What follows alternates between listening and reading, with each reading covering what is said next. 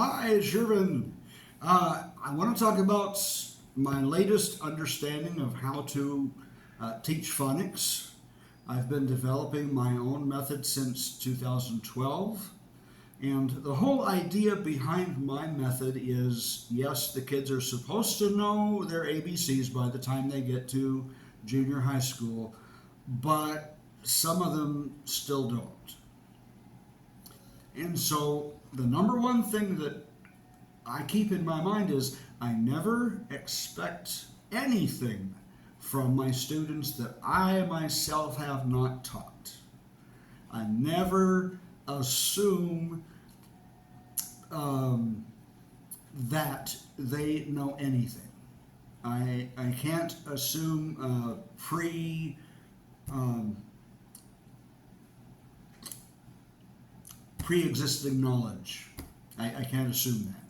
Okay? And English words must have a vowel, and then there's usually some consonants sprinkled in and around. And so I will teach one consonant and 3 to 6, I will teach one vowel and 3 to 6 consonants. And then we need to just practice. So my first lesson is A, B, C, and D. A says A, B says B, C says K, D says D. Now let's read. Ab, ab, ak, ak, ad, ad. And we go all the way, and we do them slowly so the kids know what they should sound like. And then I say, okay, now let's go back and we're going to read the words again. We'll read them naturally. Ab, ak, ad, bab, back, bad. Okay? This teaches them that the letters mean sound. They need to understand that the ABCs mean sound. Now, the words that you just saw, some of them are absolute nonsense words.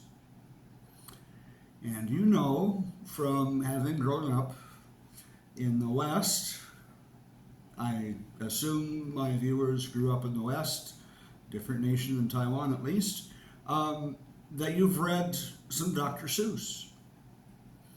And Dr. Seuss makes wide, heavy use of nonsense words.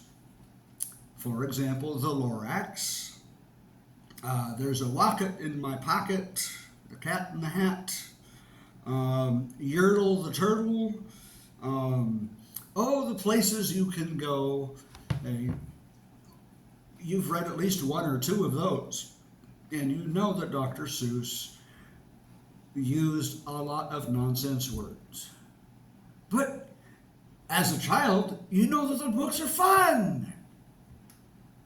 If it's fun, it's not difficult to learn. Okay? Now, it may seem heretical to some of my Taiwanese viewers, and if you are a foreign teacher, then it may seem heretical to your local English teacher to use just random smatterings of ABC that really aren't real words. AC, ac. That's not a real word. Okay, but I haven't taught P, I haven't taught L, I haven't taught E, so I can't use apple as an example word. BAC, well, there's BAC. K, but I haven't taught K yet. So there is a solution that is more acceptable, and that is to gray out, find real words. I Googled these words. I have no idea what the two words at the top mean. I've never seen them before. I have no idea what they mean. but Google says it's a real word, so okay. And it has the two letters that I want, J-I-K, Jik, and M-I-J, Midge, okay? And this is from lesson 3, and so I've taught I through N, okay? And then I can mix and match and review the words, the letters that I have taught in previous lessons. Let me just briefly say that the first lesson, A, B, C, D, ab, at, dab, dak, dad, yeah, it's a lesson. But the second period, the second lesson is E, F, G, H.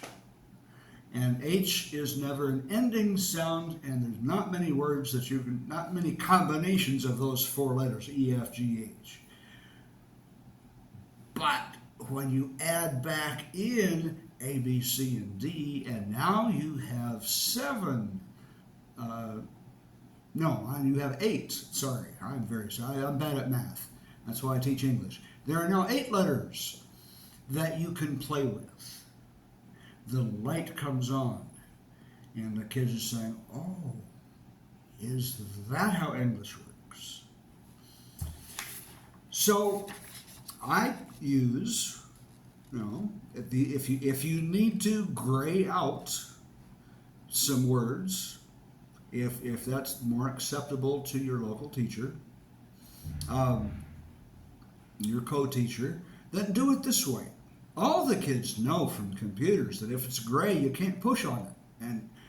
And you just say the part in black. And it makes perfect sense. Okay?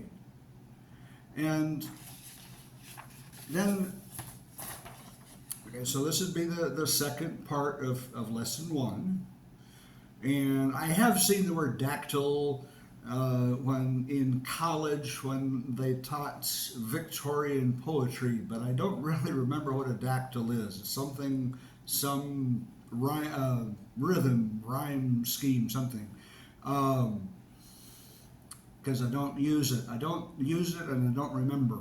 Anyway, so you can use real words and gray out the parts you don't need.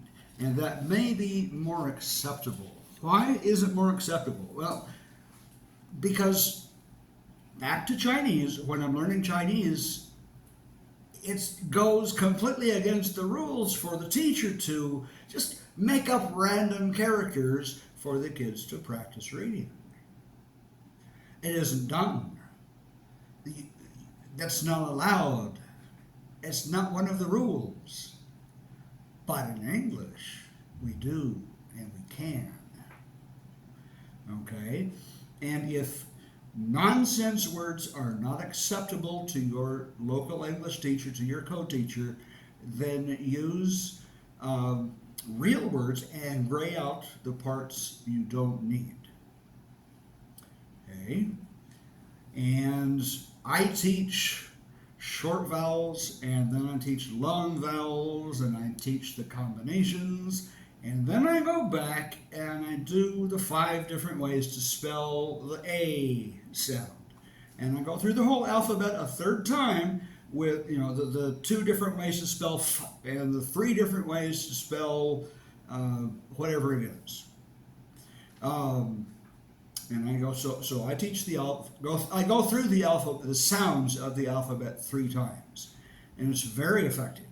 I've taken kids from the place where they knew the alphabet, but they couldn't read even cat or dog.